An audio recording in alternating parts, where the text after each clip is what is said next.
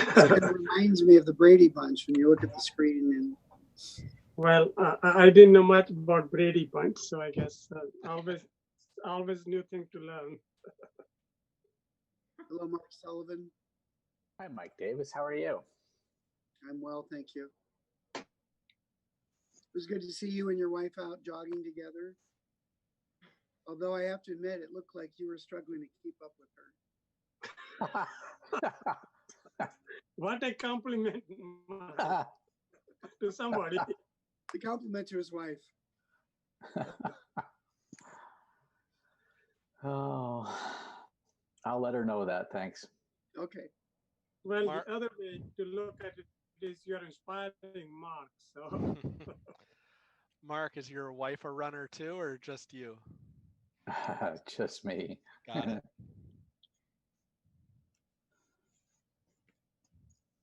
I couldn't have told by watching that. Hi, Susan.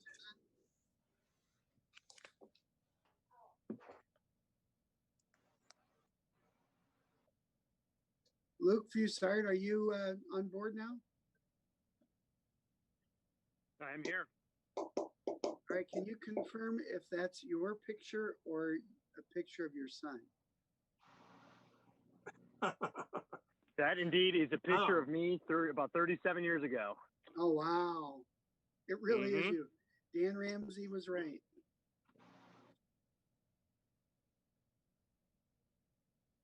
I was fortunate to be born in 1982, and this was taken right around, my parents had tickets to the World Series game, and I sat on my mom's lap in that outfit.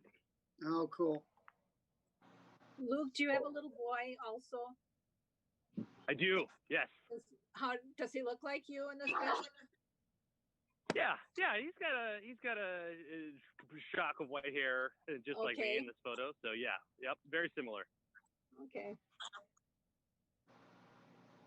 So Dan, I believe that we have all. Is everybody here? All council members are here, and the mayor's here as well. Okay. And I've got 6 o'clock, so we'll get started. Call this meeting to order. And Bill, I assume you have the roll? Yes, I do. All right, thank you. I want to thank everybody for taking the time today. I know that it's kind of outside our regular meeting schedule, but as we've been dealing with all the different COVID issues, pandemic issues, I thought that it might be important that we, before the budget process started, that we kind of got a little bit of an overview. And sometimes difficult to do that during a regularly scheduled either finance or council meeting. So I thought that this might be a good way of doing it. We won't get all the answers that we're necessarily looking for tonight, I'm sure, and all of us will have more questions. But it will at least give us a kind of a jumping off point, a starting point, and get us to start thinking about what direction that we might have to go.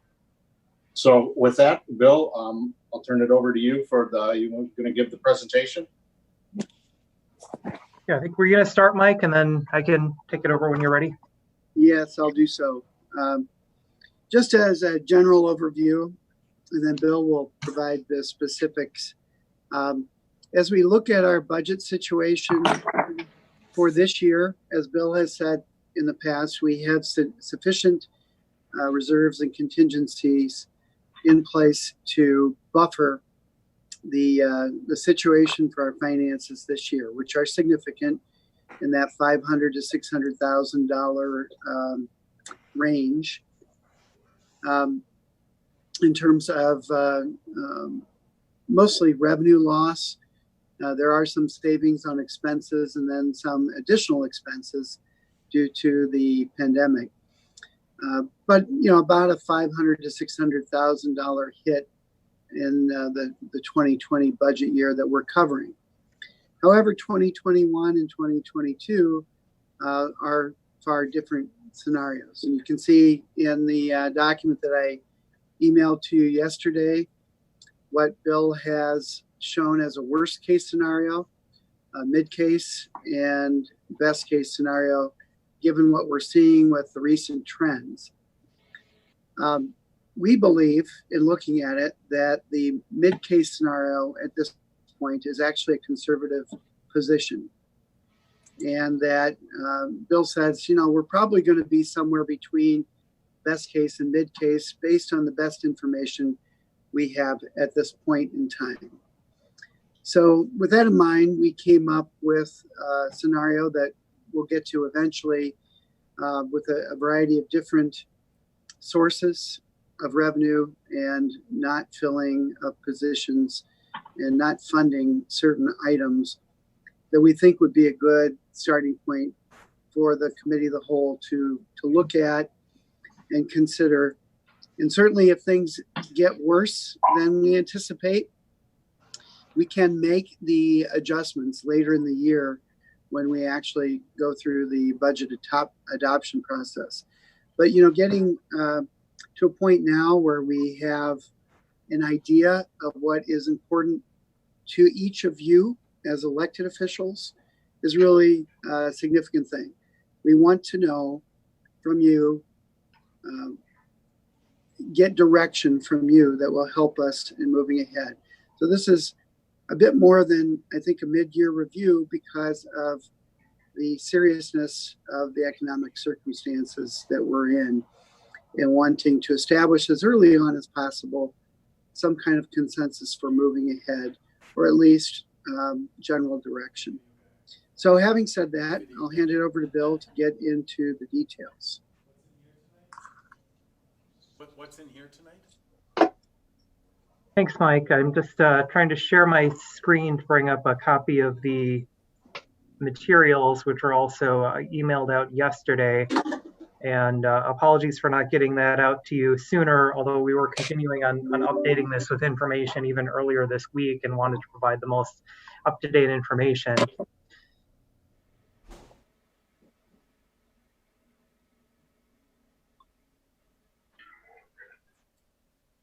And okay. So as Mike said, the things that we wanted to go over, give you an update on what we're projecting for 2020. And we've done a couple updates at the Finance Committee, and we can provide some additional information on those. And we've looked at 3 different scenarios or projections for 2021 and 2022, since it looks like those will be the immediate years likely impacted by the COVID pandemic. Looking at some different assumptions there to lay out what we might be looking at, and then tried to identify some potential budget management tools and some examples of options or packages of items that might be able to help address those shortfalls in those years. And then as Mike indicated, the last item would be any direction and discussion from the committee members as we go into our budget process. That'd be very helpful as we start to look forward to our budget kickoff meeting and getting budget instructions out to departments. I've got a lot of information in the slides, and I've been told I tend to talk fast, so I will try to slow down a little bit. But if anyone has questions or something doesn't make sense, please stop me and let me know. Also, a lot of the information at this point, we don't have answers yet, so we've tried to make best estimates, and I expect that we will learn more as this process goes on and update and refine these estimates throughout the year. So looking first at 2020, the primary impacts that we're anticipating from the pandemic, both this year and into the future for the city of Middleton, is reductions in revenues. We do have some additional costs, and we're expecting additional costs related to cleaning, disinfection, personal protective equipment, some of the technology for remote work. The biggest financial impact we're looking at are reductions in revenues. And the largest impacts for the 2020 budget are room tax revenue impacting the tourism fund, and then also the general fund for its share of the room tax revenue, as well as interest income, and to some extent reductions in fees and charges for services. Based on the projections we've looked at for room tax, we're projecting to be 60% down compared to 2019, with the biggest impact in the second quarter. At this point, we only have numbers for first quarter, so we're making some assumptions. We feel pretty confident about the second quarter numbers. We don't know how quickly things may start to come back later in the year. Interest income, we had a very good year in 2019. We're going to be lower than that in 2020. Right now, we're projecting that we'll be within the budgeted amount for 2020. And part of the reason for that is that we have a laddered investment portfolio. So we still have investments that we've purchased at 2 to 3% that we're still earning on. We're going to have more of an impact on interest income as we get into future years, because as those investments mature, they're being reinvested at lower rates. And I just saw earlier today that the Federal Reserve is looking at rates going to near zero. So it's definitely going to have an impact on future years for interest income. So, Bill, just a quick question for you. Now, this 2020 budget, I thought it's all baked in. That why the room tax and the other things should have effect on this budget? It's based on what we raised from last year, right? Or not? Not for room tax. Room tax is based on the collections in the current year. So first quarter room tax is based on room stays January through March, and then it's payable at the end of by the end of April, so a month after. Property taxes, there's a lag between when property is valued, when it's billed, and when it's paid. But for room taxes, that's based on activity this year. Okay, thank you. At this point, we're not anticipating any reductions in state aids in 2020. There's been no indication that I've received that the state is looking at reducing those in the current year. And at this point, there's no planned legislative action for a budget repair bill yet this year. And it may be that there's not action until after the elections. So we're in our projections, we're not counting any state aid reductions this year. And as we'll get into in the scenarios, we're looking at what the impact could be of reductions in state aids in 2021 and 2022. As the mayor was indicating about the question about taxes, with our property taxes, which is our largest source of revenue in the general fund, there is a lag between when property is valued in 1 year, or constructed in 1 year, valued the next, and then payable in the next year. So there's about a 2-year lag. So for the property taxes for the 2021 budget and for the 2020 budget for that matter, those are based on existing values. If we do start to see a decline in new construction activity this year in 2020, that would first impact us starting in the 2022 budget. Bill, are you seeing any slippage in value that would impact us in future years? Or does the auditing team or the appraising team have to do an entire reval to make that happen? We're not seeing that yet. That could be a question for the future. The work that they're doing right now is based on conditions as of January 1, 2020, so before any of this started. Got it. Because it's not a revaluation year, we wouldn't expect to see big changes in the future. The question would be if you have businesses, commercial property where they're vacant, they might be providing updated income and expense information for their 2021 assessments. We could start to see those impacts in the future, but at this point, we're not seeing any of that yet.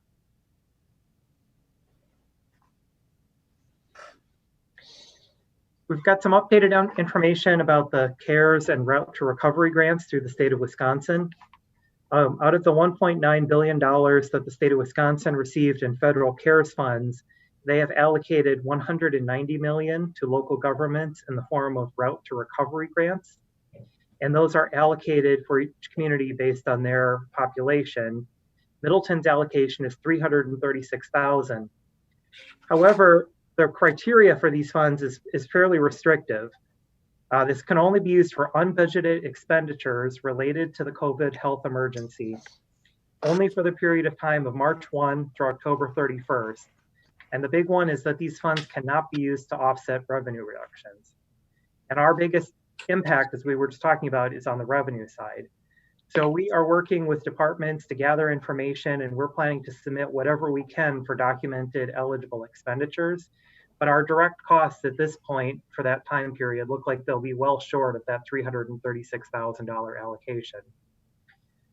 The criteria that the state has identified, the primary areas that affect us are going to be things like purchasing of personal protective equipment, disinfection supplies, cleaning and sanitation services, possibly some costs related to family medical leave or sick leave for employees. We haven't had much of that yet, but we may have some more as we get into the course of the year that would be eligible. The League of Wisconsin Municipalities has been facilitating conversations with municipalities and Urban League finance directors.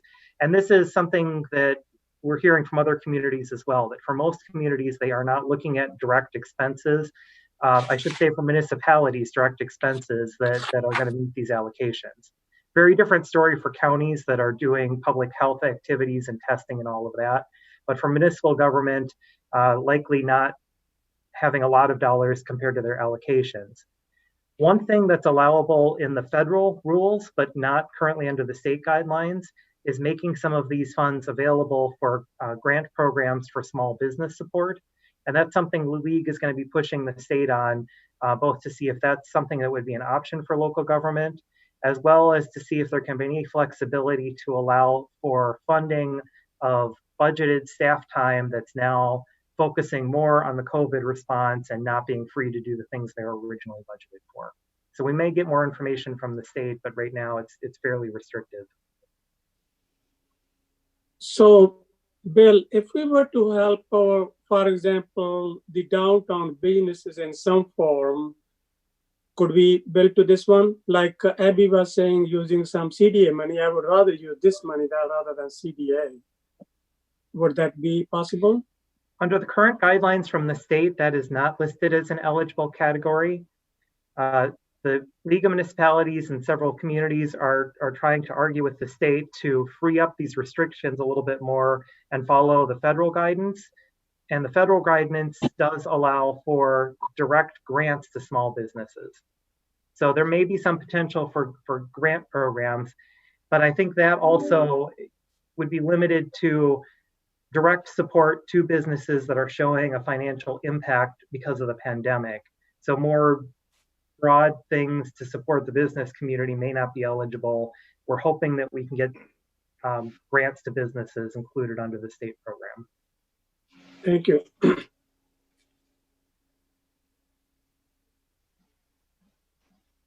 This next slide is just for reference. These are the contingency allocations that have been authorized by the council to date this year. We started with a general contingency of 100,000. Currently, 83,000 of that has been allocated for various items, and we have an unallocated balance of about 17,000 remaining.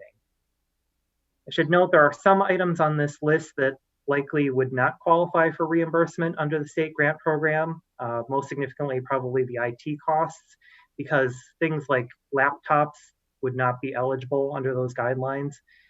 More services or consumable supplies are items that are more likely to be covered under the state program, which could include the PPE, cleaning and disinfection.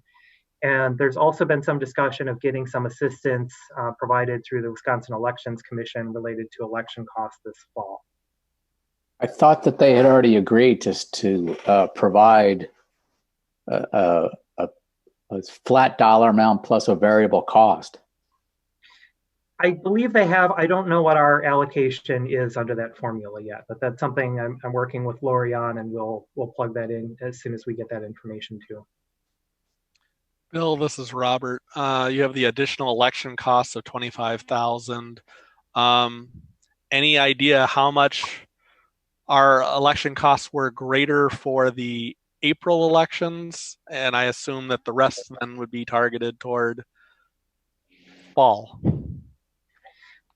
Yeah, Lori did provide a breakdown. I think in general terms, it was about $8,000 or roughly a third of that amount from April, and that was primarily postage. And the remaining roughly 2/3 of this is for the remaining August and then the big one in November.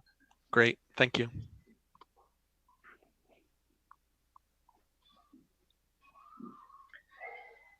So looking at our 2020 budget, and this slide is familiar with the item we had provided previously, but I just wanted to point out again that we are fortunate, at least in the short term, that most of our revenue sources in the general fund are stable in the short term. 82% of our budget is made up of items that for this year should be set. Our property tax levy, our state aids, at least for this year, some of our interdepartmental charges and the payment from utilities. So really the variable portion of our budget for 2020 is the remaining 18%. And the biggest items and question marks there are room tax, interest income, and programs for services, things like the Aquatic Center, recreation programs, and some of the other programs. And so based on all of that, the projection that we're looking at right now for 2020 is a deficit of about 500,000. On the revenue side, we're looking at revenues down a little over 700,000, with the largest items being hotel room tax at 425, programs for services in the senior center, recreation, and aquatic center. These numbers are based on the estimates that Public Lands had put together based on the delayed pool opening and a delayed capacity. That could change somewhat if we get into phase 2. We'll have to monitor that, but this is based on the estimates that were prepared a few weeks ago by Public Lands. I have added in potentially $100,000 as reimbursements, either through route to recovery grants or from election funding that becomes available. So some of the additional costs that we're anticipating for cleaning, supplies, disinfection, election costs, hopefully we can get reimbursed and get some revenue back through those programs. On the expenditure side, we're projecting to be over in the category of general government, which includes the additional IT costs, the additional election costs, and under building maintenance, where we would be showing the additional cleaning for city facilities and a lot of the equipment. We are projecting some savings compared to budget in recreation and aquatic staffing with reduced seasonal staffing. And then we do have some other savings that we're anticipating either from contingency that hasn't been allocated or from vacancies. Police department is one area where we know there's some significant vacancy savings because of the open positions they have currently.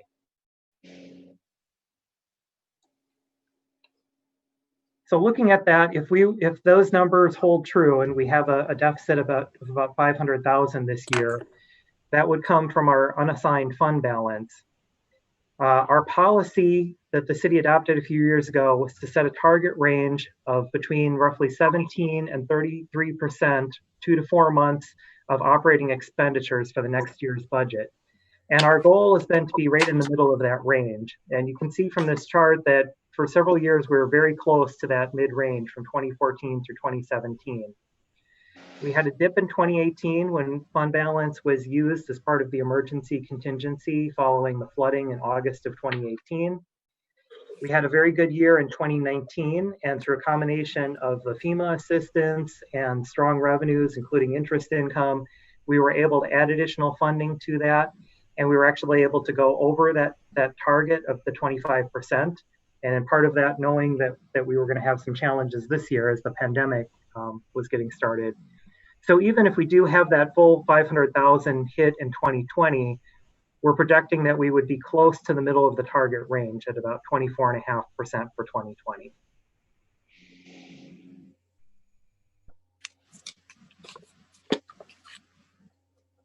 From there, I wanted to transition to looking at the projections for 21 and 22. And before getting into the specific numbers for those years, there's a couple important things that I wanted to go over because they provide good context and they're really important driving factors for our budget. The first is, of course, the property tax levy limits. That is the #1 constraint that municipalities have been operating under. And our levy limit and the amount of growth in the levy limit has really been the driving factor in our budgets in recent years. And as we've talked about during the budget process, the way the levy limit laws are written, there is no factor for inflation. Our allowable increase is based on our net new construction. And in effect, as a result, as our costs have gone up for personnel and health insurance and everything else, that net new construction has been going towards those inflationary cost increases. And we haven't had a lot of funding for additional expansions of services and staffing. And over the past few budgets, we've generally looked to other options to try to provide additional funding when we've tried to fund additional positions or service expansions. A few years ago, we made some changes to the health plan structure, including additional deductibles. One year, we had an increase in the room tax rate. We've had the shift in the public fire protection costs, which was done over 2 budget years. But at this point, there aren't many new revenue options. And therefore, as we face this situation, we're primarily looking at ways to try to reduce or control expenditures since there are very few revenue options available. And this chart looks at the change in that net new construction percentage over time. The average from 2013 to 2020 has been about 2.2% per year. We had a couple of years in 18 and 19 that were very strong with around 3%. As you recall, in 2020, we were down to 1.7%. From the information that we have from the assessor who's working on finalizing the roll, we expect that we're going to bounce back this year and maybe up around 2.5% for the 2021 budget, which is based on construction activity that happened in 2019. So that will help us in 2021. In our projections, though, we're trying to be more conservative with the number based on construction activity in 2020, which would impact our 22 budget. And that's because there could be delays in projects and less activity as we get into the effects of the economic changes this year. But there's that 2-year lag from when construction happens to which budget year it impacts. The other thing that's been a really key driving factor in our budget is the Tif Cost Recovery from Tif 3 to the general fund. And to give a little background on that, this has been in place for many years now. It was put in place following the Great Recession or around that time. And it was intended to provide a way to have the Tif district provide support to the general fund for services the general fund provides to property in the Tif district. Middleton is somewhat unique in that we have very large, very successful TIF districts, but that also means that we have a lot of our value of the city in TIF districts that during the life of the TIF, that value is not contributing to the general fund. So the city had put this process in place to look at annual payments from the TIF to the general fund to help make support for those types of payments. At its peak, it was over $2 million per year. However, at the end of the TIF expenditure period in 2025, we'll no longer be able to make those payments from the TIF to the general fund. So several years ago, the city worked to start phasing out those TIF cost recovery payments and reducing the amount by $100,000 per each year. That's been challenging to do because we're limited by levy limits, and in addition to levy limits, we're also trying to build in this loss of another revenue or reduction in another revenue each year. But the other challenge that we've seen is that at that current rate, we would not have that completely phased out by 2026 after the TIF expenditure period. And we had talked at the retreat earlier this year about a plan to try to address that. And what we talked about was two things. Both using a TIF subtraction that we're planning on this year and taking the levy limit adjustment tied to that TIF subtraction, as well as trying to increase that annual phase out from 100,000 to 150,000 each year. And this plan is something that we laid out during the retreat, but showing where the cost recovery payments have been each year. If we increase that budgeted phase out from 100 to 150,000 starting in 2021, we have an estimate for the impact of the TIF subtraction in 2022, and then we're looking at having that completely phased out by 2026. Of course, with the situation we're looking at for the 21 and 22 budgets, it's terrible timing to try to be increasing this phase out while we're trying to deal with all these other revenue reductions. But this is something that we need to take into consideration. And I would say that at a minimum, we want to keep that phase out at the 100,000 per year, even if we're not able to increase it to the 150. It would be great to increase it to the 150 phase out per year if we can, or we may need to look at other options to try to bridge that period so that we have this phased out completely by 2026.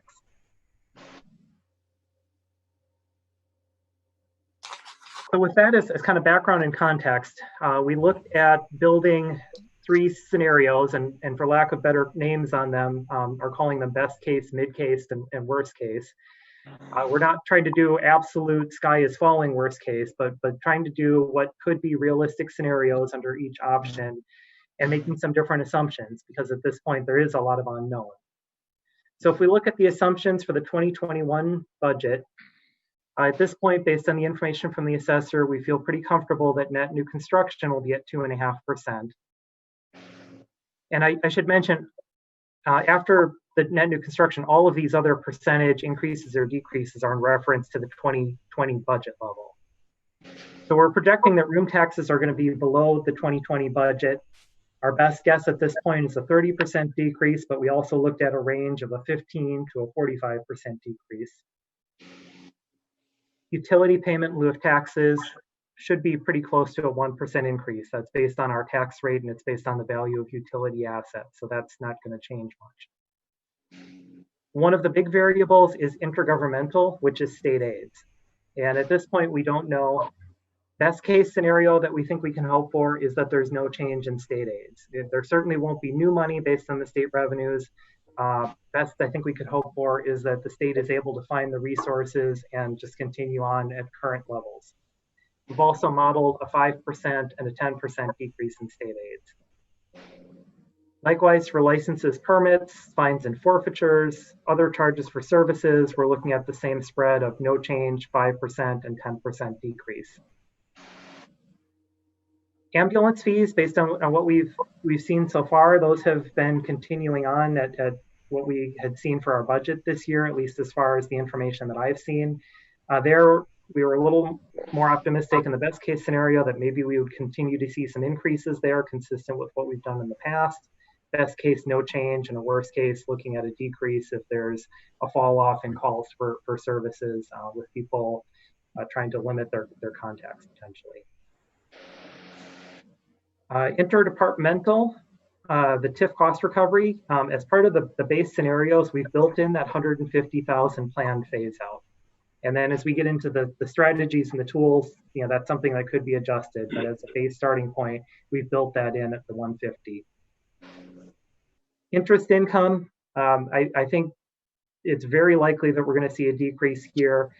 Our laddered investments will help us, but even with that, with the reinvestments that we're purchasing, and as more of our portfolio turns over, we're expecting some level of decrease. So we've modeled 10, 20, and 30% changes.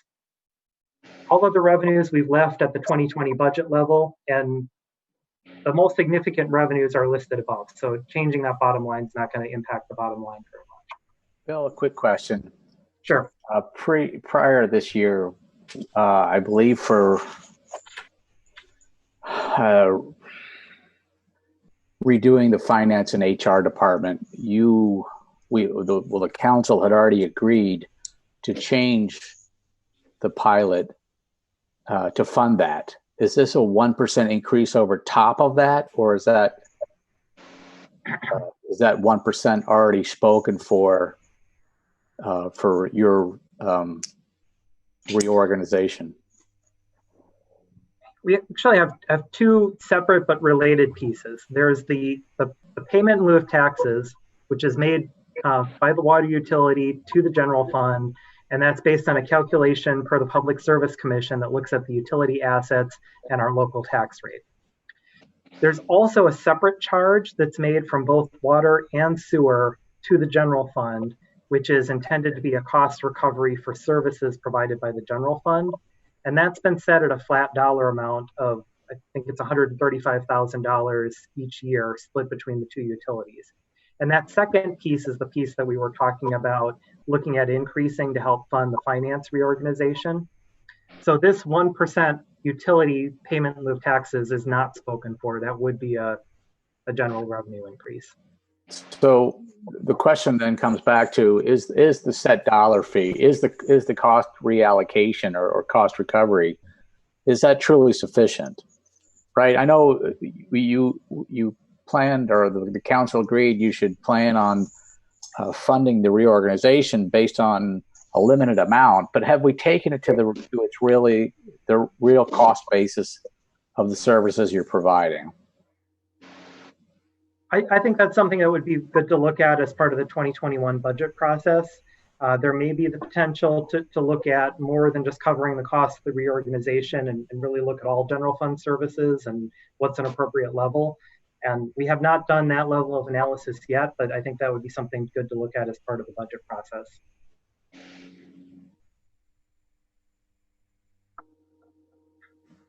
Thank you. The next slide, very similar, but this is looking for the assumptions we used for 2022. One of the main changes on there is in the first couple lines. Property taxes, here we backed off from that 2.5%. we're anticipating that we'd have a range of somewhere between 1.5% to 2% increase in net new construction based on construction activity in 2020. For that, we've plugged in known projects and projects that are in the pipeline for approval. There certainly could be other things that come up over the course of the year, but from what we're seeing at this point, we're expecting it to be down somewhat from that 2.5% that we saw based on 2019 activity. We're anticipating that room tax starts to come back somewhat, but still not fully to the levels in 2020. And then we've added a little bit more optimistic assumptions of some potential increases in some areas such as licenses and permits, potentially a little bit more growth in ambulance fees. We've left the assumption about the Tif Cost Recovery and interest income. And hopefully our interest income does bounce back more quickly. But from what I've heard, the Fed is talking about targeting short-term rates at near zero through 2022. So I think it's going to take some time before interest income comes back. Those are all assumptions on the revenue side. For the expenditure side, we've made some assumptions across each one of the projections. So, both best case, mid case, worst case are all using the same expenditure assumptions. That's plugging in cost of living adjustment for personnel costs at 2%. That's based on what's approved in the WPPA contract and the EMS contracts. It's health insurance rates going up at 8%, which is our cap for 2021 and 2022 that we negotiated as part of our last renewal. Based on our medical loss ratio, we're up over 120% on our loss ratio. We've had a couple years of a few very high claims. So we will do our best to try to leverage and negotiate, but for planning purposes, we've plugged in the cap, hoping that maybe there's the opportunity to do better, especially as we get into 2022 and hopefully get some better loss history. Other costs, including other benefits and other operating line items, we've put in a 1% increase. And then that leads into the projection scenarios. And again, it's preliminary and a lot of these numbers could change, but based on those assumptions, these are the scale of what we're looking at for potential deficits under each scenario. Under the quote unquote best case scenario, we would be looking that in 2021, we would have a budget gap of $435,000. So actually a little better than what we are expecting in 2020, but still a deficit. And then that growing to a deficit of $665,000 in 2022. And then that's just shown graphically here with the gap between revenues and expenditures. Under the mid-case scenario, and this is really starting to factor in the impact of potential cuts to state aids, you're looking at a gap of $879,000 in 21 and about $1.1 million in 2022.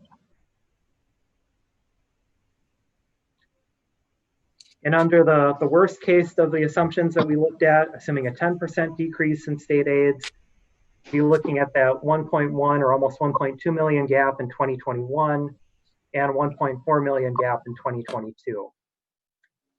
To put that in context, we have a general fund budget of over $20 million.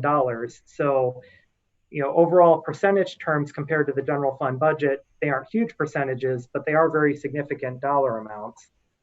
We are fortunate that we do have the strong reserves that we talked about, and reserves can help mitigate and help bridge the impact. But we also wouldn't want to look at reserves as the only source of trying to make this up. And I would recommend that we should be looking at what's an appropriate level for use of reserves, as well as what are some things that we can do to try to reduce or delay expenditures, and then looking at some other options. That kind of leads into the potential budget strategies or budget management tools that we would have available. First, going back to revenues, because that is an option, is that in addition to looking at expenditure cuts, we can look at revenue options. But as we've been discussing as part of each of our budgets in the last few years, we really have limited revenue options. Our property tax growth is subject to levy limits. We have no local sales or income tax option in Wisconsin. We've already maximized the rate for hotel room tax. We know the Tif Cost Recovery phase out needs to happen in some manner by 2026. And if we look at the other remaining local revenues outside of property tax, state aids, and hotel tax, and some of these bigger things, they're a relatively small portion of our budget. Some of the revenue options that are out there that we haven't done at this point, there's a wheel tax, there's a special charge for recycling, and of course there's going to referendum, either for other fee increases or a general operating referendum. And we had been talking about a referendum and potentially looking at a referendum in November of this year. Yeah, that's an area we'd like some feedback from the council. I think from staff perspective, our feeling and from the elected officials that I've heard from, that this is probably not the year to be looking at a major fee increase or a referendum. And potentially that discussion comes back in the future, but this is likely not the year to be looking at that. Good question, Bill. On the recycling, how is that not a levy reduction if we specially charge for recycling? Since right now recycling is part of the property tax rolls, Mm-hmm. how does that become a revenue increment by moving it off the property tax? Yeah, the state law with levy limits, there was a law that was passed several years ago that identified several different services where if you begin charging a fee for those, you need to reduce your levy limit by a corresponding amount. Stormwater is one of those. Refuse charges are one of those. Recycling is not. So if the city wanted to, it could impose a charge for just recycling as a special charge on the tax bill, take that off the property tax roll, and not have to reduce its levy, basically be able to substitute its levy for something else. That's not true for a lot of those other services. And we've had some discussions in the past that even though a lot of communities do have charges for refuse and recycling, they generally have both of those if they're going to charge for that. And it may not make sense to have a charge for recycling, but not refuse. Plus, philosophically, it may be a service that we want to continue funding as part of the property tax revenue. So it's a legal option. It's not necessarily a good option based on the discussions that we've had in the past. Thank you. Also, I have some thoughts about use of unassigned fund balance. We do have a fund balance policy. It sets the target range that I had mentioned earlier of between 16.7 and 33.3% of the next year's budget. There are several potential uses of those. It really is intended as a rainy day fund and as an emergency fund. And a situation like this would be an appropriate time to be using a portion of that fund balance. A couple of the policy statements in that policy describe that one of the uses of unassigned fund balance is to insulate the city from large unanticipated one-time expenditures or revenue reductions following or resulting from external changes, and to provide funds to allow the city to respond to unforeseen emergencies. Now, I think the situation that we're in certainly qualifies under those, and it's an appropriate thing to consider using a portion of that fund balance to help bridge a period of lower revenues. My thoughts on this would be, if we look at that, we should plan on what's an appropriate level that we would feel comfortable drawing down fund balance to. And I certainly would not want to go below the minimum of our target policy, because we could still have emergencies. We could still have something like a natural disaster or other event hit the city, and we need reserves for that, as well as provide operating costs and cash flow. I also would recommend that we not look solely at using fund balance, that we consider potential use of fund balance in conjunction with other measures to reduce costs, or at least to potentially delay costs until we have more information. And finally, if we do have, as part of our policy response, use of reserves, that we have a plan to replenish those in the future as these revenues are restored and come back, and hopefully get back to that target level. So just for kicks and giggles, what is 1% in terms of dollars? Yeah, 1% would be about 220,000 roughly. So not a whole lot of bang for your buck there, right? So basically what we're saying is that we have 9% to get to the floor. Well, so basically it's $2 million over 2 years. Right. And as we get into the potential scenarios in the last few slides here, it shows under the different scenarios some examples of using fund balance. You know, looking at if we were to apply 250,000 per year, or perhaps 500,000 per year over that time period. It's probably not the sole solution, but it could help bridge things, especially as we get into the mid or the worst case scenario. Bill, I have a. Go ahead and finish. I have a big relating everything together question. Okay, I just have a few slides left, so appreciate it. Okay. This next slide, there's a lot of information on here, and I'm not going to go through every box, but we started trying to identify what are some various budget management tools and kind of group them by categories. So there's a lot of different things that a municipality could do to try to reduce or delay, defer costs.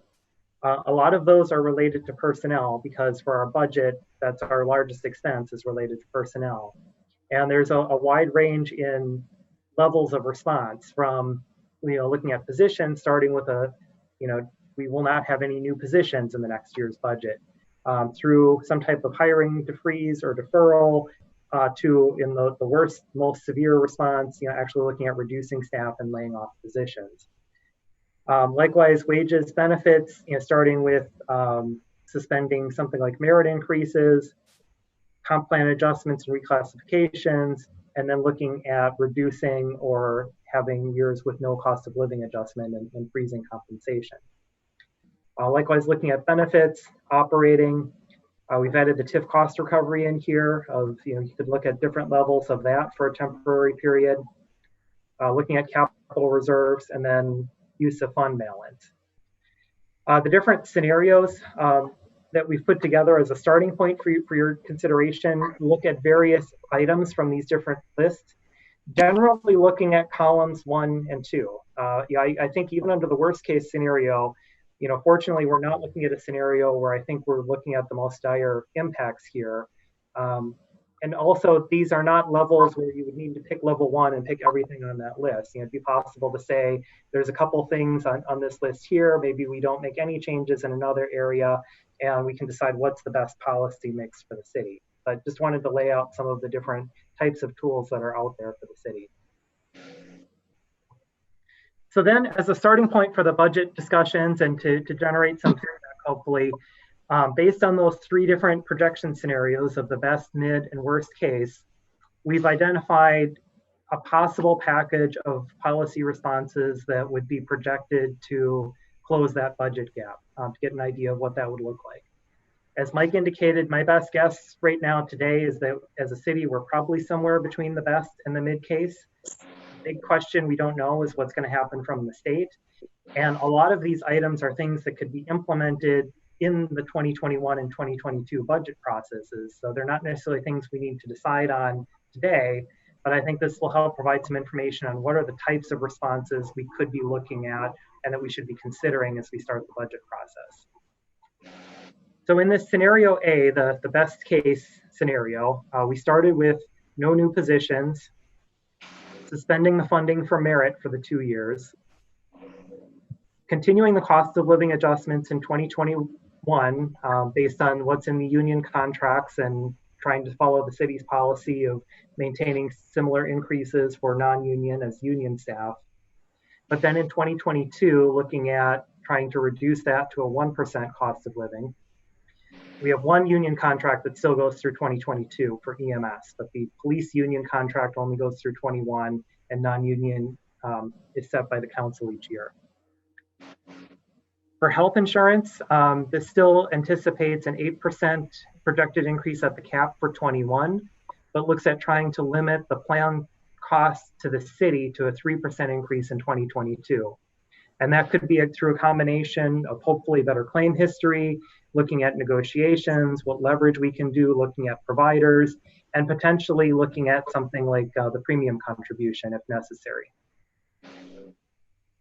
These scenarios do look at maintaining the Tif cost recovery at 100,000 rather than going to the 150. Preference would be to go to the 150, but one option might be to say for 2 years we're going to stay at the 100,000, but knowing that we need to be able to build that extra 100,000 in the remaining years, or potentially look at another TIF subtraction in 2025 at the end of the expenditure period. Looking at suspending the amount that we budget for the ambulance capital reserve, which is 80,000 a year for that 2-year period. And again, ideally we would be able to continue budgeting this. Part of why we identified this item is that ambulances are something that the city could borrow for if it needs to. So if we suspend the funding, we could try to fund that first with excess capital, if we have any excess capital from each year. But knowing that if we did fall short of being able to do that in the future, if there was a gap, we could partially fund the ambulance replacements with cash and partially with borrowing if needed. Then looking at some operating line item reductions and not identifying specific ones, but just trying to identify a dollar amount that we would want to target. And then finally using unassigned fund balance at the level of 250,000 each year for that 2-year period. And looking at that unassigned fund balance, that would show a projection of going from the 27% we are currently, 2020, we're projected at 24.5, and then that would come down to a low of about 21%, so still within the target policy, and then hopefully could start to be replenished in 23 and in future years.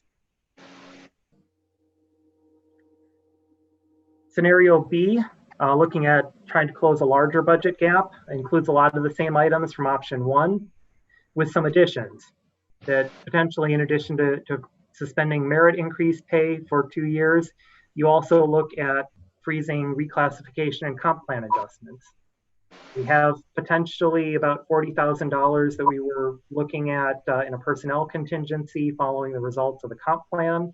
We could still go forward with the comp plan and the grade assignments, but say we're going to freeze wage adjustments for those comp plan changes until we get through this period. We could look at deferring the filling of positions. So not necessarily a complete hiring freeze, but that we might want to have a targeted holding open of positions for potentially this 2-year period until we get more information or close the budget gap. And for purposes of budgeting, I just identified if you had 2 full-time kind of crew level positions in 21 and 22, not identifying which position specifically. We have 2 that are coming up right now, a part-time Public Works Administrative Assistant and a full-time Public Works crew position.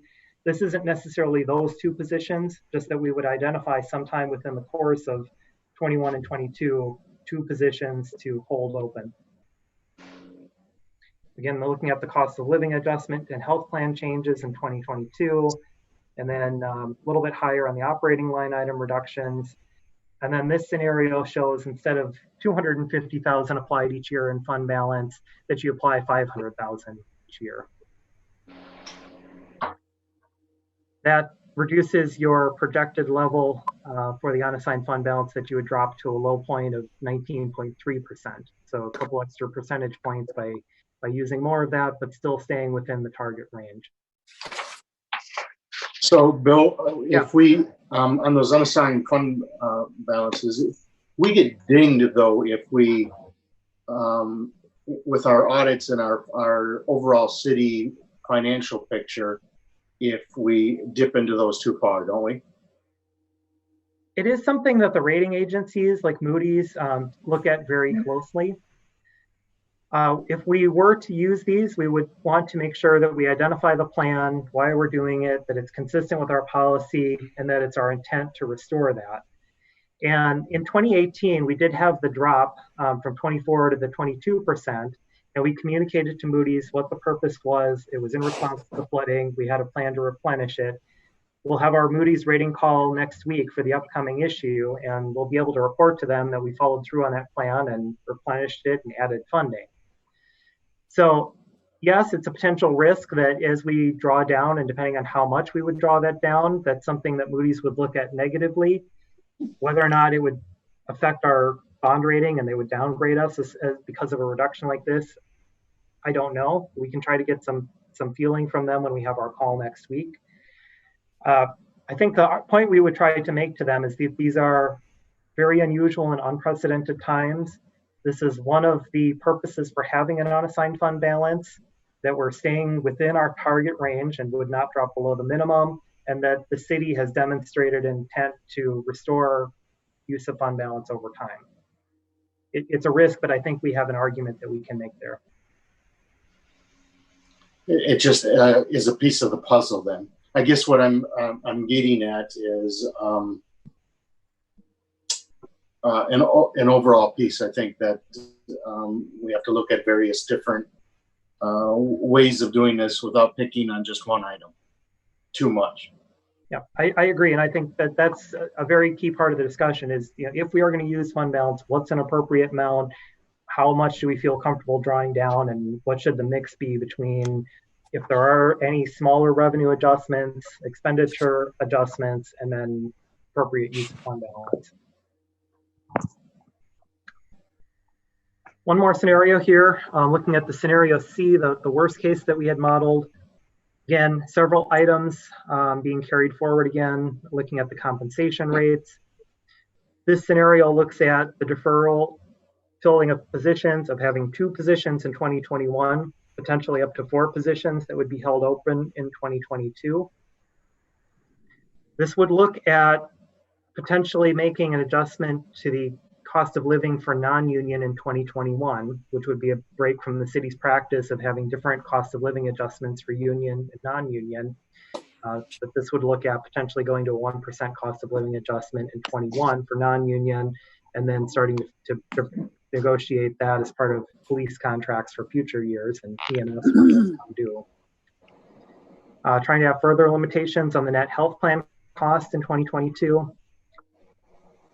And then this has the highest level of potential use of fund balance of doing $700,000 in the first year, and then bringing that back to $500,000 as some of these other items kick in 2022, with then again the hope of reducing that further or replenishing it in future years. That shows that the unassigned fund balance potentially going down to 18.5%, getting close to where the policy minimum would be. Dan, Emily has her hand up. Yeah, go ahead, Emily. Yeah, I understand we're talking operating budget and we're down, we have a shortfall we're looking at for the next 1.5 to 2 years. Are you looking at any of the capital projects? Because I mean, what comes to mind is we're doing Lakeview Park right now. It's huge. We obviously can't stop that. But do we have some like projects that we can consider, or is that just because that's a different pot, you're not even there? And the reason I'm saying is Middleton Beach Road is on deck to be redone. I think in 2022, it's about $800,000, $1 million. If we think it's going to be fine in 2023 or 2024, is that something we could put off? Yeah, that's a good question. And to answer your question, if you could fill my potholes, can I add in if you could fill my potholes first? In putting this information together, we've primarily been focused on the operating funds and the general fund clearly, and funds supported by the general fund, like the library and the youth center. Capital projects are a somewhat different situation. Our main impact is operating revenue. Capital projects we've primarily funded through borrowing or through direct fees, like for park programs. And we're not expecting to see the same limitations there. Over time, we could see a potential reduction in park fees if there's reductions in future construction activity. But currently we have funds for those projects. Capital projects that we're borrowing for, we don't anticipate any challenges in our ability to borrow. And in fact, interest rates are very attractive right now. So in some ways, it's a good time to be borrowing to doing city projects. We're not subject to a levy limit for borrowing. So the primary factor there is what do we feel comfortable with on the tax rate? And potentially that could be a concern if we are looking at what the impact is to taxpayers and wanting to look at what's an appropriate level of borrowing. But I think we have more flexibility on the capital side than we do on the operating budget. So, Bill, let's further that discussion. Due to the perversity of the levy limits, what that says is if you take it to its fullest extent, is that we should be borrowing for operating funds. Yeah, I wouldn't recommend borrowing for operating, but the levy limits definitely make an incentive to borrow for eligible items and for capital projects. And whereas ideally there are some things that you might want to cash fund rather than borrow, the incentive is structured to borrow for whatever is a legitimate item that you can borrow for. Have you looked to see whether there's anything that we're paying for in operating that has a longer life than 1 year? There's not a lot. There potentially is some smaller items. IT equipment comes to mind of some of the computer replacements. That's something we could look at further. That wouldn't be the first place that I would go. Yeah, I think once you borrow for those, it's hard to build that back into your operating budget. And well, the assumption is you don't want to be borrowing for the really small items. But you're assuming that if you borrow for it, you're going to fill that gap with something else. And the whole predicate of this is that if we move something to capital, that becomes a permanent savings on our operating until this financial trouble is over, right? I mean, that's really the gist of all of this, is that whatever we decide to do, it's going to mean some discipline on the part of the council not to all of a sudden have second thoughts because your favorite department head needs money. I mean, I hate to be blunt about it, but that's really what it comes down to, is that each and every one of us, if we decide on a course of action, you have to stick with it. I agree, Mark. I just had one wrap-up comment, and then I know there's a lot of people, and I know Susan's waiting. I just wanted to say, going back to the scenarios, kind of the message I want to be left with is that, yes, we're looking at some big years of large impacts, but I think that they are manageable, and we have a lot of strengths as a city, and certainly our activity, the economic development, our TIF districts, and our fund balance are all strengths we have going into this. Also, a lot of the things that we identified for savings are things that we don't need to decide today. They're things that we can build in as part of our 21 and 22 budget processes, which will give us time to get more information. So, my thought kind of going into this is I would look at that best case, mid case scenario, consider those items, have a discussion about what we might or might not feel comfortable with. And then as we get more information, I think we can refine what our response needs to be. Okay, thank you. Okay, Bill, can I ask my question now? Certainly. Yeah, we've got these three scenarios. How do they relate to the real world in terms of what is happening with COVID-19? I know I certainly don't see this as, we're opening back up, but I fully expect as soon as we get the UW students back this fall, we're going to be shut down again. And yes, we're supposedly hoping that there will be a vaccine soon from what I was reading today. That's incredibly optimistic. So it's going to be a lot longer. So how do these three different proposals work in terms of another shutdown of multiple months?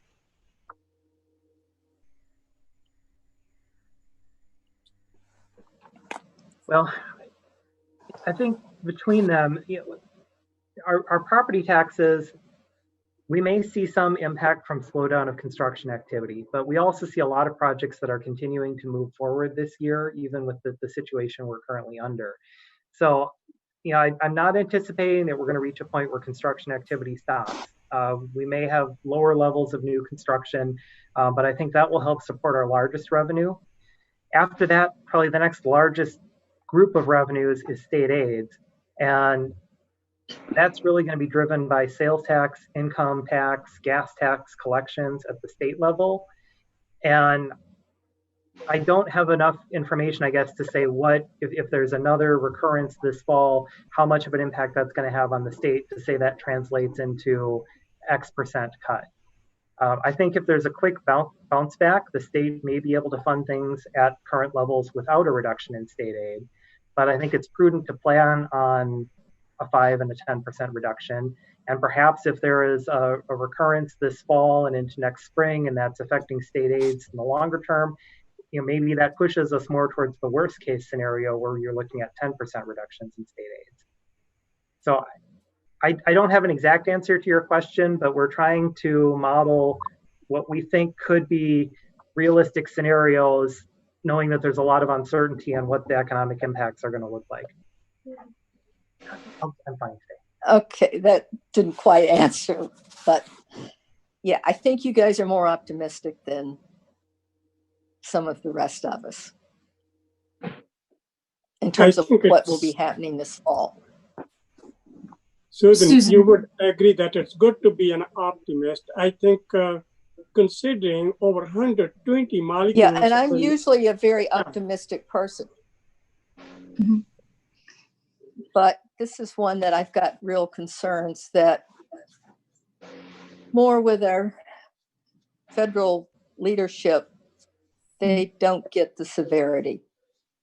And we aren't taking the procedures that need to be to get it under control. And a lot of wishful thinking for vaccines. So Susan, this is Katie. Yes. So if I'm hearing you right, you're saying like, let's certainly not take from our fund as deep as we could because this is coming back. Am I saying that right? I expect us to see something this fall, this winter. Yeah. Well, let me put it more succinctly. I think what she's saying is that we should be planning on the worst case scenarios as opposed to the best case scenarios. Yeah. I see. I mean, especially in terms of this won't be over until we have 60 to 70% of the population with some form of immunity. You get that either by having the disease or getting vaccinated. The vaccine, from what I was reading, they're fast tracking 5 companies to work on it. And there is no possible way to do the safety studies and the efficacy studies to see if it even works in a short period of time between now and November. So I think there's a lot of, in fact, as far as I know, there isn't even an animal model yet to test to see if the vaccine can be protective in animals. Well, so it's going in phase 3 trials in July, so at least 2 molecules. Phase 3 trials is it's going to phase 3 trials, but what I'm expecting is it's not necessarily going to work.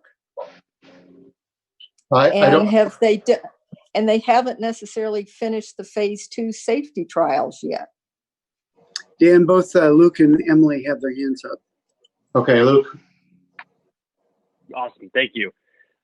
So first and foremost, Bill, I just want to say, really appreciate you putting all of this information together. It's incredibly, obviously it's well thought out and helps me, especially I'm sure all of us, think more about these decisions in greater depth. And my impression upon reading this is that clearly we as a community have made some smart budgetary decisions in the past from which we're now benefiting. And there's probably a lot of communities that haven't, that are really feeling the pain and will be moving forward. My question is around a comment you made pertaining to the referendum and the one where we were exploring in November of 2020. So my understanding was that you and Mike were looking at some potential scenarios, and then we're going to come back to us probably in the summertime about what those options might be before we ultimately decided whether go, no go. But maybe I'm inferring or misinterpreting, but is that now completely off the table? In our minds, it is, Luke. it's a good thing to talk about with you guys, but given the current circumstances and our discussions, Bill's and mine, we should just insinuate that we would be in a position to ask the voters to fund more for city operations given the current status of the economy. And I'll only add one just quick anecdote, and I know it's not necessarily an apples to apples comparison, but I'm also fortunate to sit on the Education Foundation board, and we have been overwhelmed by the amount of donations and people asking us how they can contribute. Now, again, it's for schools, not necessarily for city government relations, but we definitely came in with very low expectations, thinking that people would be very concerned about their pocketbook. But the reality is that so far, amidst the pandemic, we're seeing record fundraising for the organization. And so I just want to make sure we're not underestimating what people's thoughts are around our, kind of our community overall financial situation. Thanks, Luke. Emily, you had a comment or a question? Yeah. Sitting on the personnel committee, as I was listening to what we might cut in the best case scenario, or just not fill, going towards freezing things, and then looking at worst case scenarios, that's really hard to hear. And, people are concerned about their work. America is got unemployment at 15%, give or take. But I wanted to ask Mark, what are your thoughts? Because what Bill said was, what were some things that are just a no-go? Let's not even put that up there. Is there anything that strikes you that, like, let's just set that aside? Because I know you've had a long time on council, but also being on personnel with me. I wanted to see what you were thinking. That's a complicated answers coming here. I would want to defer on most of it, although I would mention a couple things. I think Bill and I need to have a discussion on some ideas that I have to see whether they're ready for prime time. The second thing is, I think it would be prudent. So Bill alluded to this. Personnel costs are the biggest budget driver that we have. To the extent that we need to start, I don't think we can wait until 2021 to start reducing our exposure to those expenses. So we talked about possibly doing a hiring freeze. I think that's prudent to start that immediately. The last thing that I would like to do from a policy perspective is to reduce the COLAs. We can talk about whether or not we have the merit, suspend the merit program. I think that's probably a wise thing to do. But I think we should be doing everything that we can to start going into the budget season with a lower expense profile. And unfortunately, that starts with staffing. So where we can, we should not incur those expenses. And that's why I'm saying that it's going to take an extraordinary amount of discipline from everyone to, when we decide on a plan, that we have to stick to it.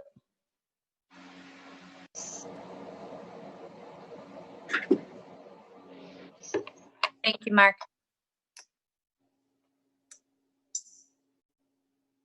Anybody else have any more questions or comments on that, on what Mark had to say? Yeah, I would like to say to begin with that, Bill has really done a great job in putting all this information together and laying out the scenarios that which we could select from. And I actually do agree with Mark that we can't really wait. We got to, I mean, we all know what the whole world is suffering, that we can't really wait to start doing some of those things to save money. But I would say that when we freeze these positions, we have to see, there are some areas which are a lot more important, for example, public works, so we have to be very selective in what we are freezing and what we are not. So that would have to be very important part there. But we've got to start doing it now. Yes. I think to a certain a certain extent, we would rather freeze hiring than to have to lay off or furlough people. So by simple definitions, the jobs that come open are the ones that are frozen. If you really want to get into starting to pick, X department needs a person, but then, well, where's the trade-off? Where are we going to? That's going to be ugly. Yeah, that's something which we need to look into it. You got really good points, Dan. But we got to consider it. Concerning staffing, this is Mike. I want to make a pitch for not cutting positions or furloughing positions. The reason being is how that has an impact on existing employees, adding more to their workload, mental stress, and it's counterproductive for the organization. I would agree that if we're not going to fill positions, that's a better way to go about it. But that also has repercussions in that position not filled is, again, compressing the amount of work to be done by others within the organization. Now, the street crew position, for example, that is the most recent addition that we've had to the field crew since, I believe, 1995 for the Public Works Department. And many of you worked long and hard to get that position added in. When we talk about the condition of our streets, we have to keep in mind that we added that position so that we could address that issue. That said, it would be better not to fill a position than it would be to cut a position. But there is that compression factor on the amount of work created for others to do and the effect that has on the overall organization. I favor using our general fund reserves in an intelligent way to offset our difficulties because, frankly, that's what they're for. They are there for us to have anywhere from generally 2 to 4 months worth of reserve to cover expenses. Robert's got his hand up. Robert, go ahead. To that end, I agree with everything that's been said, and I think we have to also go in knowing that if certain positions are not filled because people leave, we can't expect the same amount of work to get done. That compression of load onto new people. We have to go in understanding that if there are 2 less people in this group and 1 less in this other group, we're not going to get all the things done that we wanted done this year, and I think that's just the way it is, and we're going to have to prioritize what we wanted to get done with less people is now going to be like, well, this task goes off as well.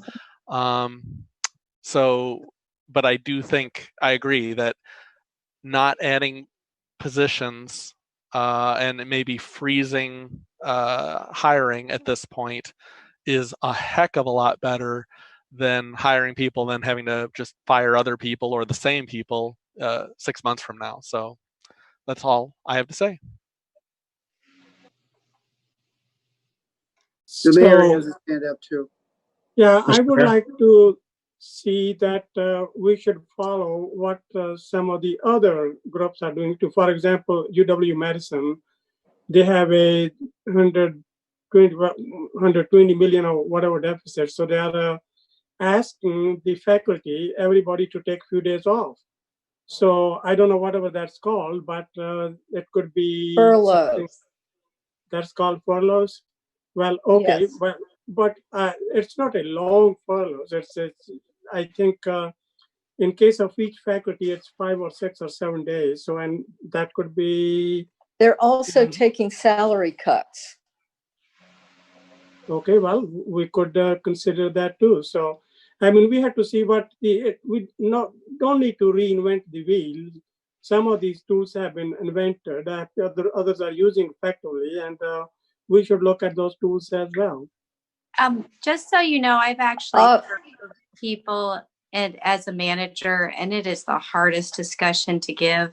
I have been furloughed. It is really hard. So, I mean, you can say it, and we can look at best practices, but I've walked those shoes on both sides. It's a hard day. Yeah, I've been furloughed at the university, and morale goes down instantly. And people's productivity is going to go down. They're willing to work overtime when they're getting paid fair wages, but as soon as you cut them back, they're no longer going to be willing to. And I'm talking about salaried people who don't get compensated for working overtime. It goes down tremendously. We will have a bigger problem if we start doing some of those measures. More about it, but I'm not sure that across the board. Excuse me, Mr. Mayor. Sure, I'm not sure. While I'm not furloughing is certainly not my first choice, and I appreciate the tack that Bill has taken, trying to have a balanced approach. I think that we have a very professional staff. I think that our staff steps up to the plate on numerous occasions. So I think it's unfair to say that we're even going to have a bigger problem. I don't see that. I have lived it here at the university. And I think the university faculty are very professional, but their productivity did drop.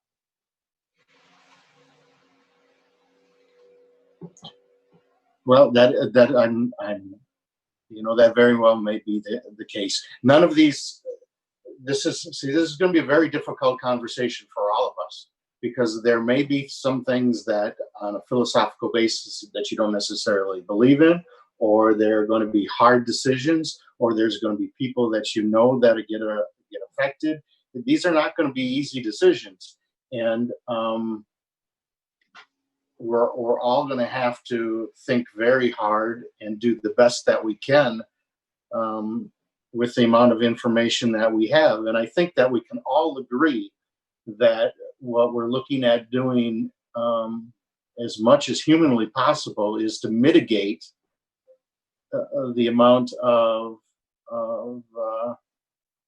disruption that we have for our staff, our personnel. They're, as we've all said, they're very important. They do a very good job, and we want to mitigate that as much as possible.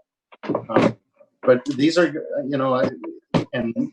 Mark has alluded to it in previous years. These are not going to be easy conversations, and so we're going to have to, particularly Susan, if your prediction is correct and you feel that this is even going to turn into a worse situation, or potentially another shutdown later, which would really make everything that we're talking about even that much more difficult. So again, I want to say that I appreciate kind of the approach that Bill has to try to give us a balanced way of looking at this. And but what Mark says with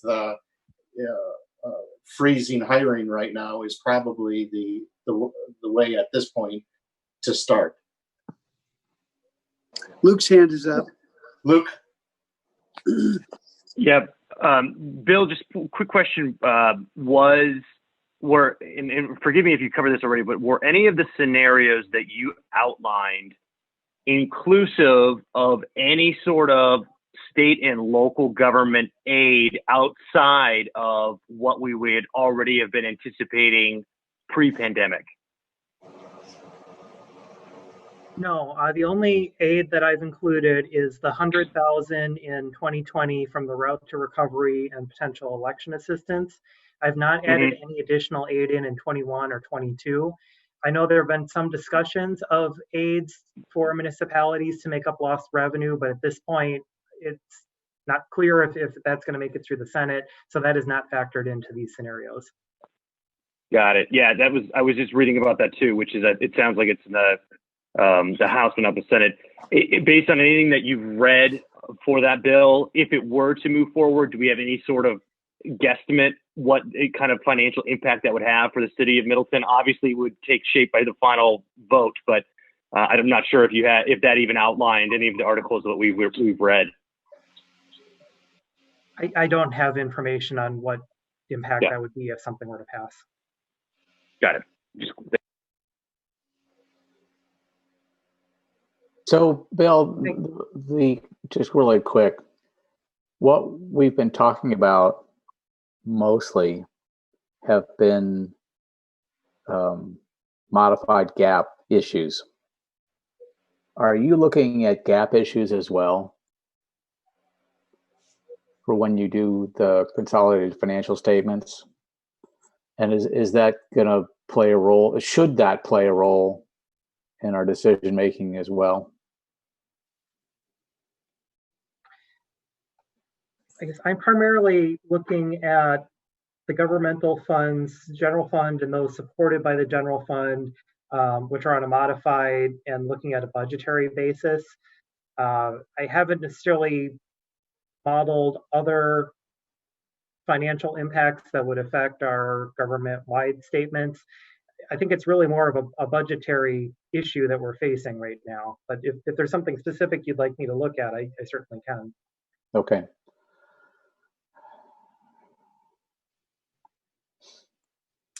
Do we have any more comments or questions? I think Brian has had his hand up.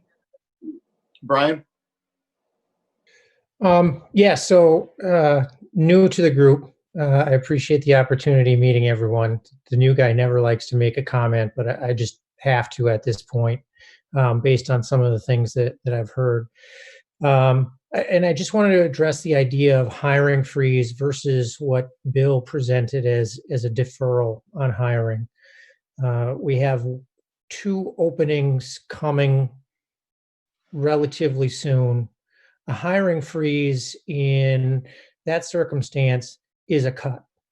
And so, I mean, I just want to be absolutely clear. I mean, that decrements the city's and the department's ability to do the work as it is planned, vice a deferral where we hold those as vacancies until the next vacancy. And I know there were some comments about not trying to figure out and agonize over which one is the right one to stop at and not refill. But that's what we do when we work through organizational design and decide, where we accept the risk. We really need to look at this with a scalpel and not with a sledgehammer to remove a tumor. And a hiring freeze in the way it's kind of laid out right now is exactly that, vice what seems like a semantics, but is really very significant in deferring forward until we find those things that are maybe unpopular, but realistically the most expendable in the organization.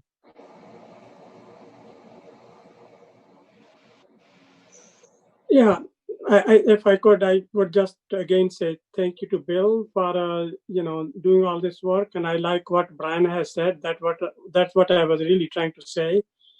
And, this will be, I'm more optimistic than Susan is, and I hope I turn out to be true. And these are difficult situations, but we got to deal with it. So that's how it is. We have done in the past. We had even worse situation, probably as bad situation in 2008, and we did take care of it. And I think we will again. So.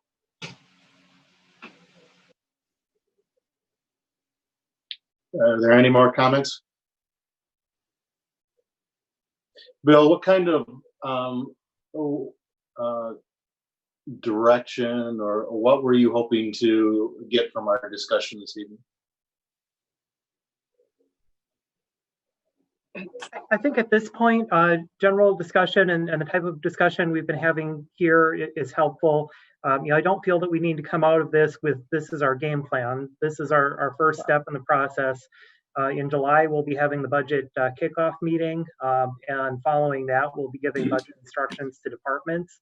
So I think that as we go through that process, that gives an opportunity for additional input. As I mentioned, a lot of these things are things that we would be implementing at earliest in the 2021 budget. I think that the immediate decision before us are going to be as positions come open. And I think to the point that Brian's making, I think decisions for us to think about are, potentially for now at this point where there's a lot that's unknown, is rather than a blanket hiring freeze, do we look at positions and consider which ones can we defer action on, at least as we get into this fall and get more information? And that's probably the next step. Don't need that answer tonight, but I think that's something to be thinking out between now and the next Finance Personnel Committee meeting. And then if there's any more specific direction we want to provide at the budget kickoff meeting scheduled for July 7th.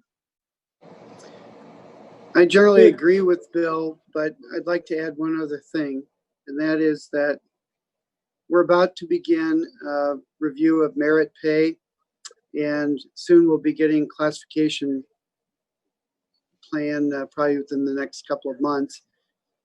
And we could spend a lot of time trying to determine who should be getting increases where. And yet we know that those are things that we could address without cutting pay, without cutting staff. And I think that if the council feels that those are likely to be on the chopping block, I'd rather know that now before I spend the next couple of months agonizing over merit pay and working on classification plan adjustments with various department heads. It'd be helpful for me to have that kind of direction from you all before we begin that process.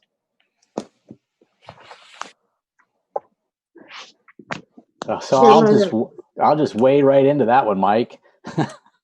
Here, I think from the 2020 budget perspective, and I'm hoping that, Bill, you've included this, you've already, from the 2020 budget perspective, there's been an allotment, and I suspect you've carried forward that expense into 21 and 22. Yes. So I think it's still the most viable course of action is to go through with those, but that doesn't preclude us from doing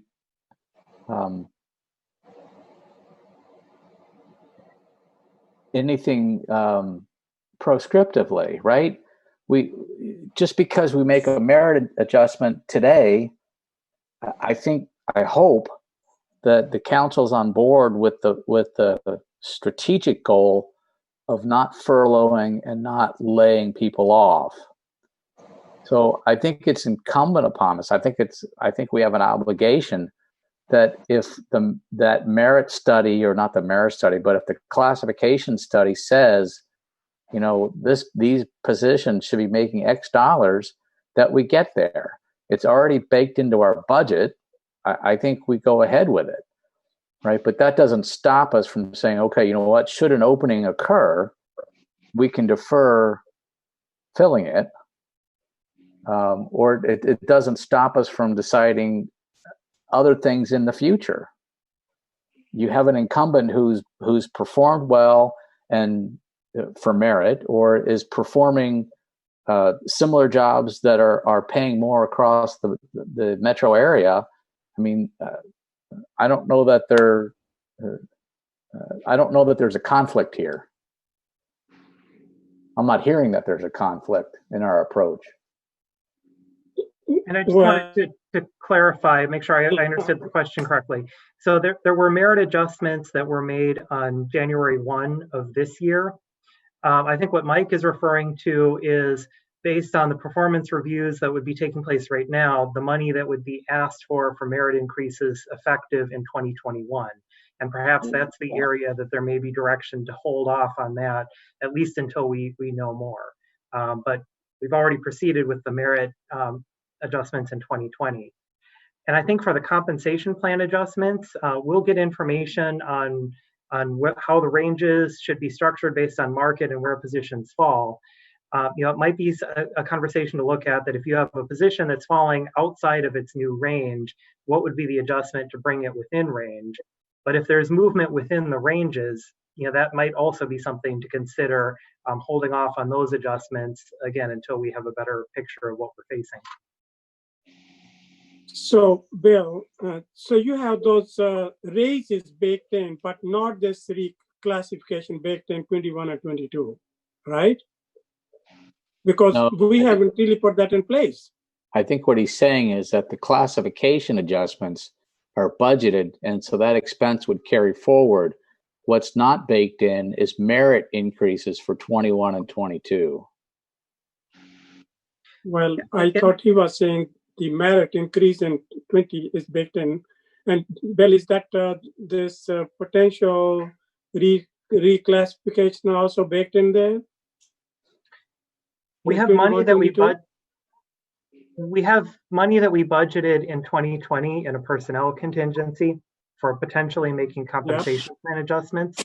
So the scenarios I put together for the expenditures carry those funds forward if those adjustments were made this year, and then they would be there in 21 and 22. And that's why in the possible scenarios, I'm showing that if those were to be deferred, that those costs could come out of the 21 and the 22 budget projection. Okay, thank you. That's helpful. I also, Bill, go ahead. If we do use the funds for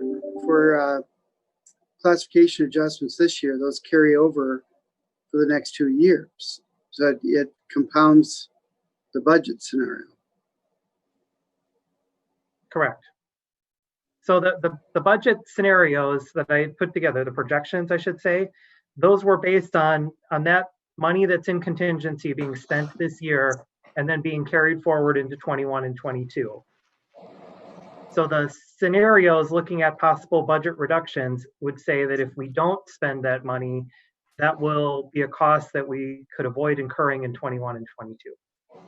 So it's kind of built into the projection because it's part of our budget this year and it would be an ongoing cost. But if we were to hold off on that, that could be a reduction to the 21 and the 22 budgets. So we have to really consider here not filling a position versus reclassification. What is more important here? What provides more value to the city in the long run? I think there are a lot of things that we need to think about. And what more data would you get between now and July, or whenever we start the budget process? I don't know if we'll have much more information by July.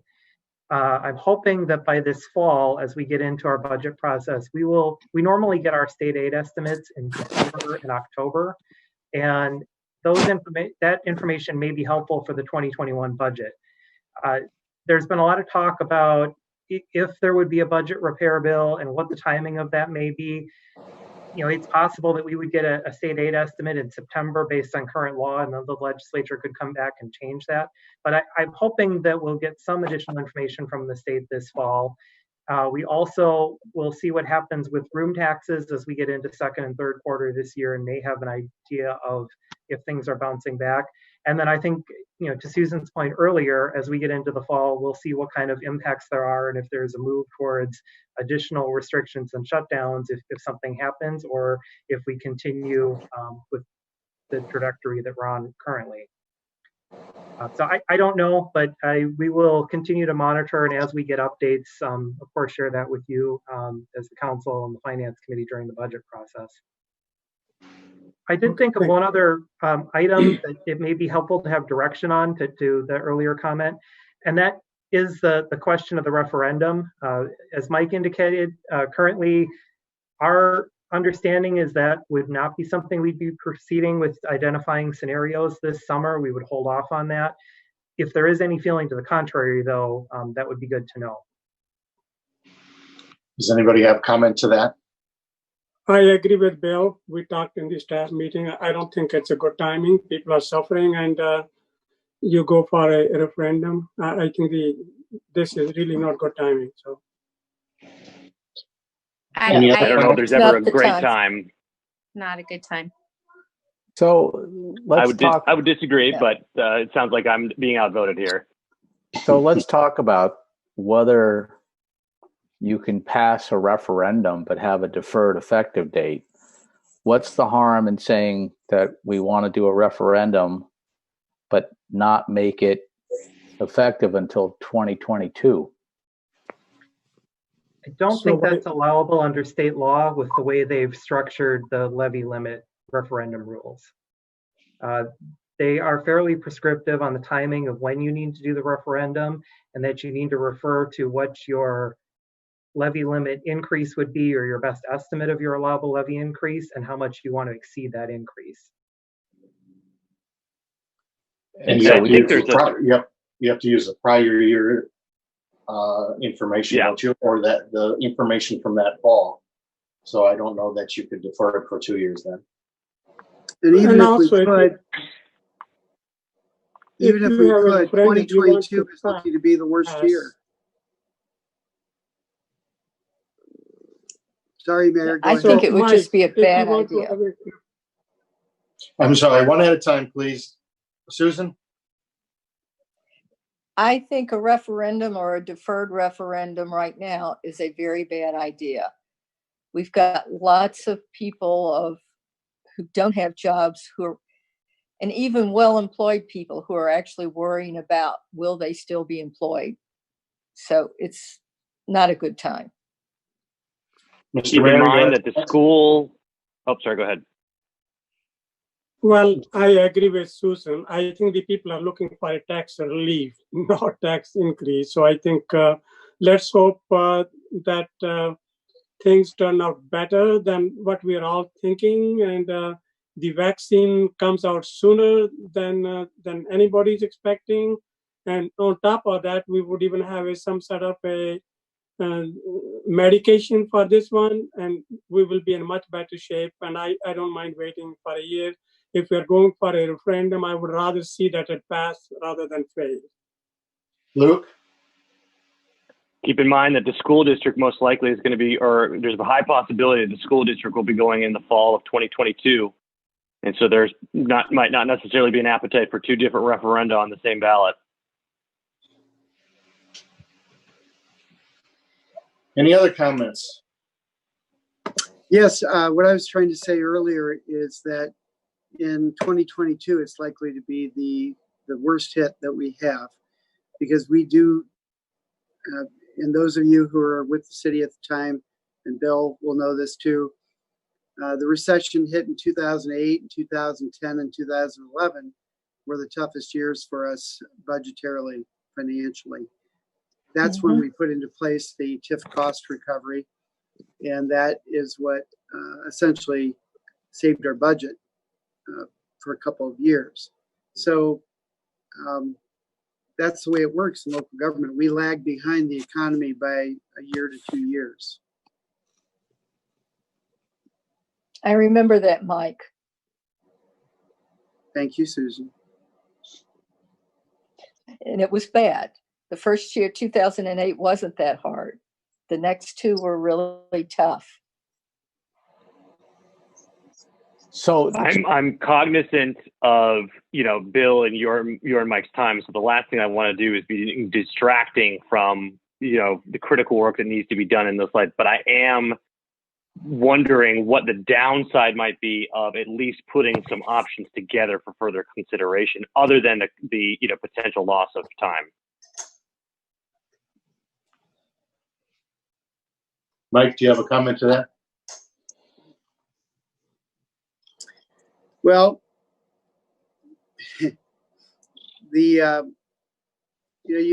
I went into this year not expecting a pandemic, and I don't think any of us did.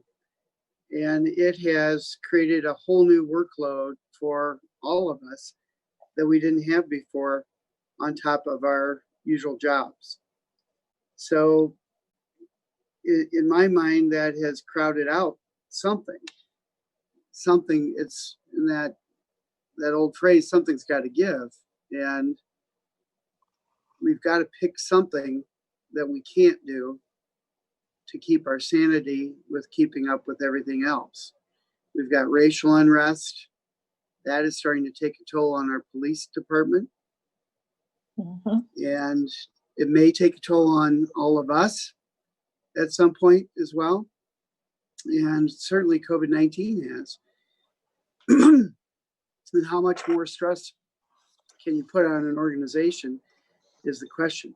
And that's why, Luke, as much as I would love to see us be able to present that to the voters at this point, I think it's just one of those kind of things that people would not care because of the precariousness of the economy and their own jobs. Mike, why couldn't we do it next year? Is there some limitation? I missed part of what you said, Mayor.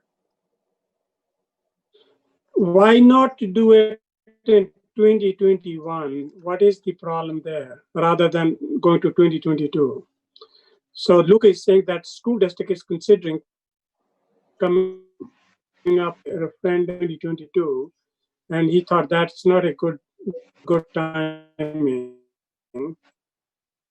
Next. Well, I would say, based on what we've seen with the economy, that 2021 is going to be no better. And we'll actually be in a worse position in 2021 than now, and in 2022, I think even worse. I hate saying these things. You know, I do think we need more staffing, but you always have to ask yourself, what's the best timing for it? I would rather preserve the staff that we have than to ask for more. And I think that's the choice we're looking at right now, is to preserve the existing staff, to keep the morale up and to enable us to have the tools in place. We've got a great staff. I don't think we've ever had a better staff in my tenure here. And I would hate to see that slip. And asking for more staff at this point just doesn't seem right to me. Mike, I'd like to add on what you guys have been doing in planning for dealing with just the reopening is a huge increase in workload in addition to what you're doing. And we have a police department that is providing mutual aid. Every time there's a protest, one or two of our officers are down there. So we've got overworked staff right now just trying to keep up with what's going on under our current conditions.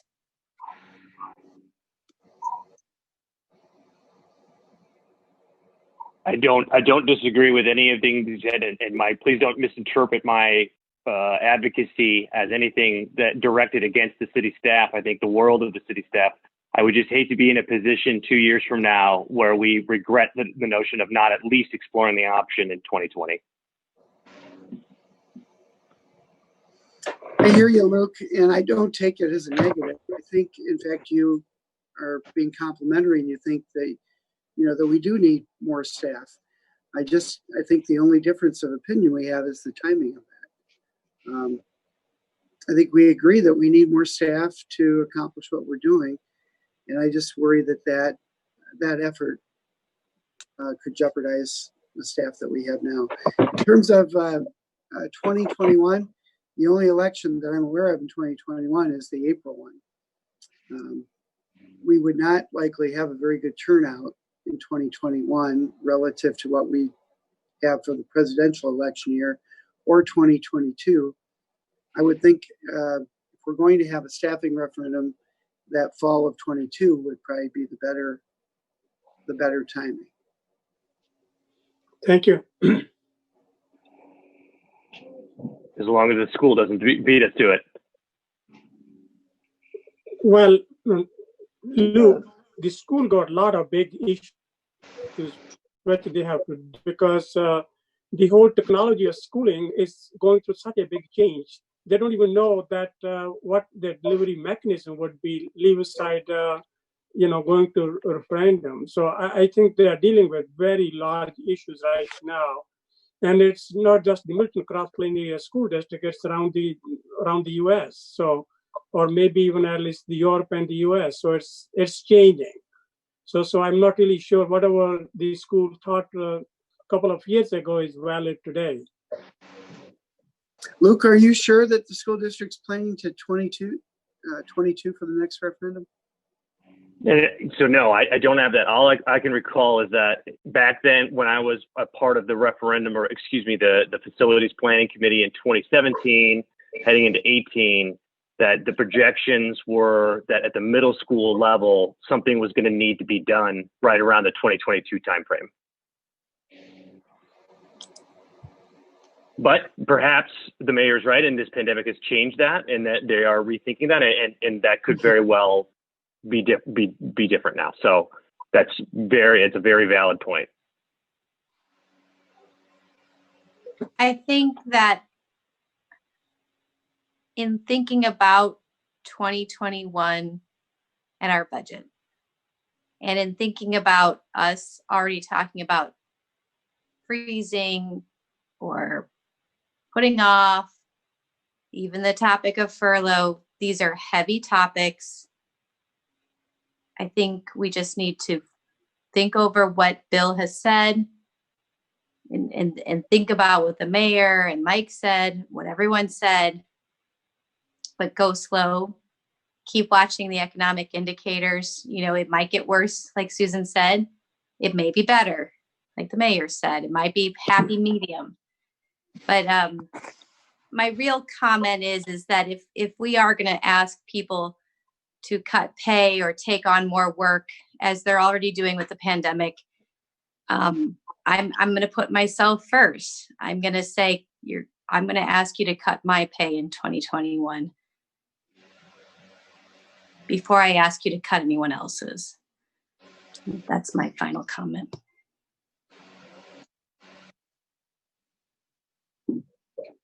Do we have any other comment? So, Bill, have we given you enough then to at least get a start? I think so. Thanks. All right, thank you.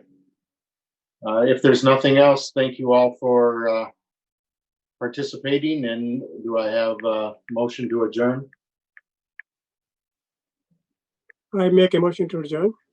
I'll make a motion to adjourn. Somebody second? I'll second that. All those in favor? Aye. Aye. Opposed? Thank you all very much. Thanks, everybody. Good discussion. Great job, Dan.